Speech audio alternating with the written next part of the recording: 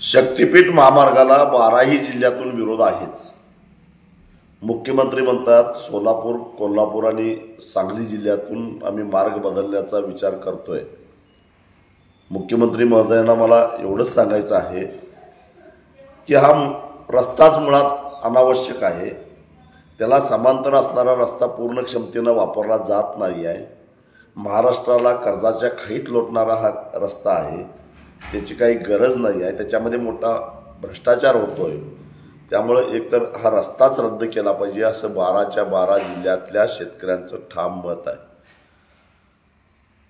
कोकणामध्ये जायचं असेल, विशेषतः गोव्याला जायचं असेल तर शक्तीपीठ महामार्गाला सांगली, सोलापूर आणि कोल्हापूर जिल्ह्यातूनच जावं लागेल आणि आम्ही तर ते जाऊन देणार नाही।